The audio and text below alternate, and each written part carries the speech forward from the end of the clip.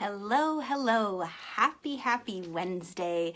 It is Wednesday at noon, and it must be the weekly yoga Facebook show with me, Irena.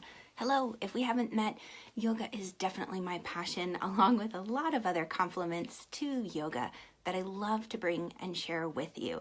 This is something I've poured my heart and soul into for the last 20 years, and I love to share. Today, I share with you some tips, one in particular that's my favorite, for what to do when the anxiety, stress, and blues hit you. And when that happens, we get into a spot where we feel like we can't move, where we feel stuck, where inertia sets in, and then the worry just builds. And what I see happening often with myself and with my yoga students is that when we get into that place of overwhelm, if we let the inertia build, that just kind of paralyzation that happens from being worried and fearful, is that the worry builds. We try to ignore it. We try to put on a favorite TV show, look at Pinterest, have our bag of chocolate chips, that drink to relax, Calgon, take me away. We try to get out of the current situation and experience someone else's life or experience another adventure. And not that anything is wrong with that. All of those are wonderful ways to engage with life, right? But if we're using it as a way to distract us from what's going on within, we're really doing ourselves a disservice, because those big emotions and feelings, the worry and the stress, they're not going to just magically disappear with, wave of a wand, snap of the fingers, a magic food or potion. They're just going to kind of get stuffed beneath the layers. It's like sweeping the dirt under the carpet. You can't see it right now, but it's there and it's building. And just like the scorpion who burrows beneath the sand, when the pressure gets to be too much, there'll be an explosion. And what I found is that if I live life that way, that moment where I do explode, where I just can't take it anymore, I usually can't even remember why I'm so angry or why I'm sad, because all of those things just kind of got swept under the carpet and you forget about them, but they're still there. So when the big feelings and emotions bubble up, something so simple that I love to do, that's easy peasy and quick, is saging. Some of you guys have heard me talk about this. I did a whole masterclass on this. I poured my heart and soul into that because it's something that's really precious to me, because simple rituals can have a tremendous effect on our well-being. And why is that? Well, the rituals really speak to our subconscious, right? And that's often what we need to get through to. We can consciously tell ourselves, oh, I know I should probably be gathering all my receipts and doing my taxes right now. But subconsciously, there might be something that's holding you back, right? A fear or an overwhelm. So if we can get through and connect to that subconscious level through something simple, and again, ritual can sometimes seem like a scary word, but it's any routine action that has a meaningfulness and a purpose behind it. It could be just your morning routine, right? You wake up, you get out of bed, you use the potty, you brush your teeth, or maybe you like to wake up and get that first cup of coffee first. But it's a routine, right? Something that brings a familiarity, a comfort to the day. And when you travel, if that morning routine is a little bit different, sometimes it throws your day. And it's on a subtle level. So this particular thing, the saging to clear your space, the idea is that bundle of sage, you can get it from Amazon. That's where I got this guy. You can get it from Whole Foods. You can get it from, a local shop that maybe sells crystals or other wonderful things like essential oils. But easy enough to find online anyway. And the idea is that the smoke from the sage is going to attach itself and actually clear the air, literally attach itself to the positive ions, because those are the ions around us that maybe just don't feel so great. For example, if you walk into a room after there's been a fight, an argument, let's say between two friends, you can usually feel, I mean, if you're tuned in, if you're not so tuned out, right? Not so disconnected from life because maybe you're just trying to tune out of what's going on, but you're aware, you can usually feel that there's been an argument. Something just doesn't feel right. You look around and you're like, what just happened? What did I miss, right? Those would be those positive ions floating around. Well, the smoke from the sage attaches itself to that and helps to neutralize it so that there's a feeling of peacefulness, calmness. And it's something so simple that sometimes we can discount it, but it really, really works. So when you go to sage, you can sage yourself, you can sage your room, or your house. When would you do that? Well, let's say you've had an argument with someone. You're not feeling quite right, something's off. If the anxiety and overwhelm is building and you feel yourself getting stuck, that would be a good time to sage. So usually before I sage, I like to just center myself and take a few deep breaths. And here's where I'm going to add in a little something extra. It's a yoga hand gesture called the fearless or the courageous heart. And for this, you take your right forearm over your left, so your right is closest to your chest. Hook your pinky fingers, skip the ring, hook your middle fingers, hook your index fingers, and then bring your thumb and ring finger together like so. And just bring the hands in front of the heart and breathe. Something as simple as breathing will get the energy moving within you. And that's what we're looking for. When in doubt, move it out, right? Let those big feelings come to the surface. Say hello to them. Simply by saying, wow, I feel a lot of overwhelm right now. I'm feeling a little anxious, or I'm feeling a lot anxious. I just can't shift or shake this mood. Then at that point in time, it takes a lot of power away from the overwhelming emotion.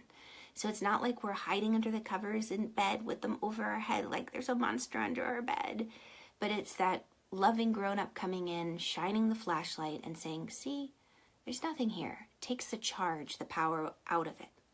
So this hand gesture helps us tap into the current of our heart. So let's just take 3 deep breaths here. And as you take your deep breath, set an intention to clear any of the anxiety, the overwhelm, any of the thoughts that aren't serving you.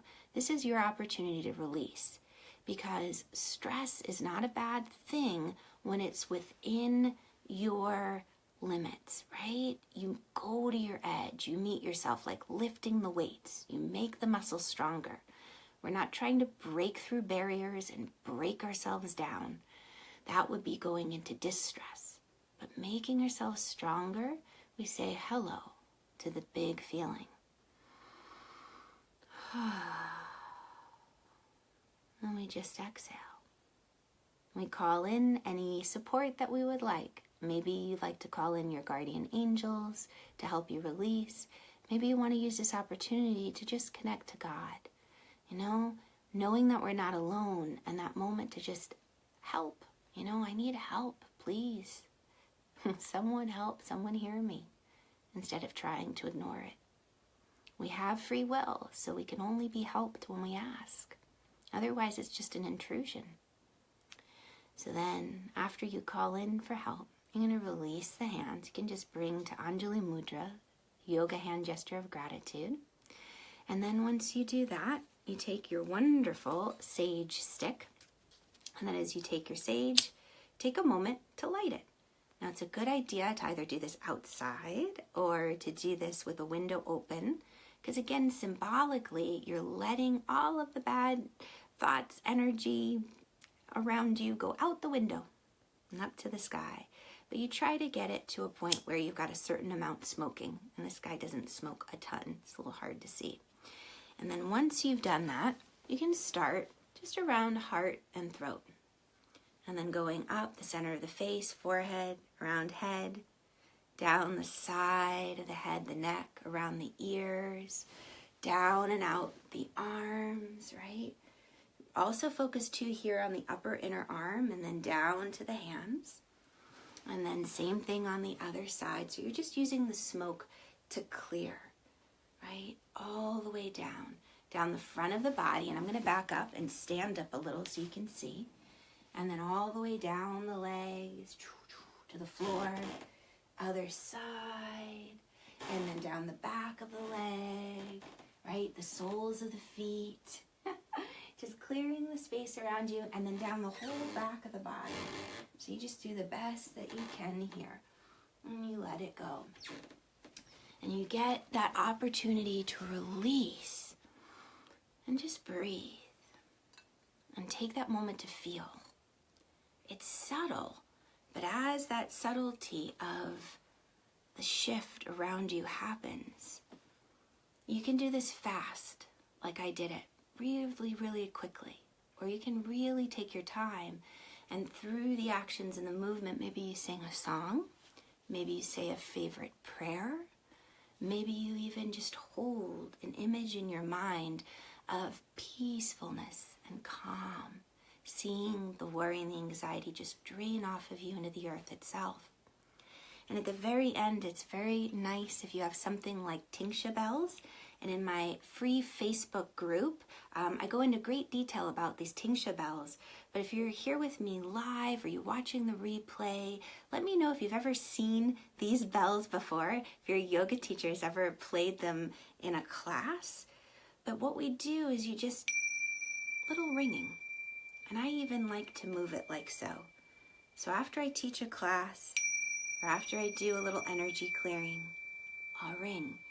And you'll notice, oh, did you hear how they kind of slipped? So that means the energy wasn't clear. You want a clear sound when you ring them. I just do that around my body. And again, the idea, the vibration of the sound to clear your space. It doesn't have to take a lot of time, energy, or effort on your part. And the energy and time you save in procrastination alone, the chocolate bills, it's so worth it. It's amazing. So if you aren't a part of my free Facebook group, oh, your yoga teacher, oh, Katie, yes, fantastic. Your yoga teacher used to play the tingsha bells. They are very calming. It's so amazing. Yeah, and if you're not a part of, I know you're in the group, Katie, but if those of you who are watching aren't, I have a whole article about the tingsha bells on there that's the lovely gal wrote, and even explains some of the beautiful symbols on these particular tingsha bells I have. Not all of them have them, but these little details make a difference. Yeah, my chocolate bills are very high. At times, when I'm good and I do my practice, right? I have to remind myself too. That's my go-to de-stressor when I'm not doing my work, right? When I'm not paying attention.